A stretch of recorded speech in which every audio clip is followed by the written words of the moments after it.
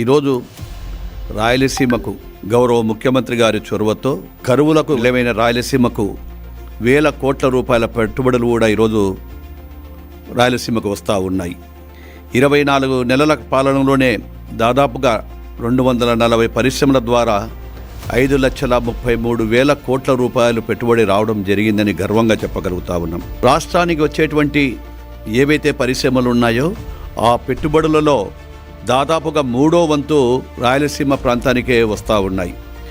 వచ్చిన ఉద్యోగాల్లో ముఖ్యంగా సింహభాగం అంతా కూడా ఆ ఉద్యోగ అవకాశాలన్నీ కూడా యువతకు వచ్చే విధంగా వారికి అన్ని ఏర్పాట్లు కూడా చేయడం జరిగిందని చెప్పి తెలియజేస్తా ఉన్నాం.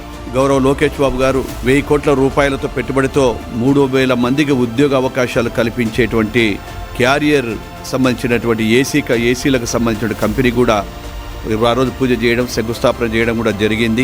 రాయలసీమలో తిరుపతిలో 2,508 కోట్ల పెట్టుబడితో రాయల్ ఎన్ఫీల్డ్ ఎక్కడో ఉన్నటువంటి మద్రాసుకు పోవలసినటువంటి ఆ యొక్క కంపెనీని కూడా గౌరవ ముఖ్యమంత్రి గారి చొరవతో ఈరోజు ఈ యొక్క తిరుపతిలోనే రాయల్ ఎన్ఫీల్డ్ కూడా తీసుకురావటం, ఆ యూనిట్ని తీసుకొచ్చి 1 సంవత్సరం కాలం లోపలనే చేయాలని చెప్పి కూడా గౌరవ ముఖ్యమంత్రి గారు ఆదేశాలు ఇచ్చారు. అదేవిధంగా సత్యసాయి జిల్లాలో పుట్టపర్తిలో DRDO కింద 15,800 కోట్ల రూపాయల పెట్టుబడితో AMCA యుద్ధ విమానాల తయారీ, అంటే ఇది భారతదేశంలోనే గర్వించదగ్గ ప్రాజెక్ట్ ఇటువంటిది. అటువంటి ప్రాజెక్టు ఈరోజు పుట్టపర్తికి రావడం కూడా చాలా గర్వకారణమని కూడా తెలియజేస్తూ ఉన్నాము. యుద్ధ విమానాల ద్వారా యూనిట్ ద్వారా 7,500 ఉద్యోగాలతో పాటు అనేక అనుబంధ పరిశ్రమలు కూడా అక్కడికి రాబోతూ ఉన్నాయి. పుట్టపర్తి కూడా కేంద్రంగా మారుతూ ఉంది. రాబోయే రోజుల్లో పుట్టపర్తిలోనే 1,50,000 కోట్ల రూపాయలు పెట్టుబడులు పెట్టడానికి ఈ యొక్క ఇండస్ట్రీస్ కానీ పరిశ్రమలందరూ కూడా అధిపతులందరూ కూడా ముందుకు వస్తూ ఉన్నారు.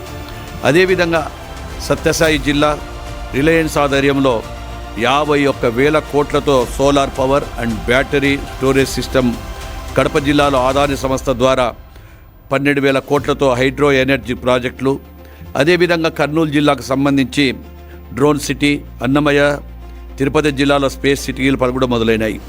అదేవిధంగా ఓరోకల్లుకు సంబంధించి 5,000 కోట్లతో పారిశ్రామిక అభివృద్ధి జరుగుతూ ఉంది. ఇప్పటికే అక్కడ 25,000 కోట్ల రూపాయలు పెట్టుబడి వచ్చాయి. రిలయన్స్ ఇండస్ట్రీకి సంబంధించిన ఫుడ్ ప్రాసెసింగ్ యూనిట్ కూడా అక్కడ ఏర్పాటు చేయడం జరుగుతూ ఉంది. త్వరలోనే ఆ యొక్క ఫుడ్ ప్రాసెస్ కూడా కంప్లీట్ కావడానికి అయిపోతుందని కూడా తెలియజేస్తూ ఉన్నాను. 2014-19 మధ్య అనంతపురానికి కియా పరిశ్రమను తీసుకొచ్చి దాదాపుగా 13,000 మందికి యువతకు ఉద్యోగాలు, ప్రభుత్వానికి దాదాపుగా 10,000 కోట్ల ఆదాయం లభిస్తూ ఉంది. స్థానికంగా 5 లక్షల లేని పొలం ఎకరా ఈరోజు అదే ప్రాంతంలో 50 లక్షల రూపాయలు పలుకుతూ ఉంది.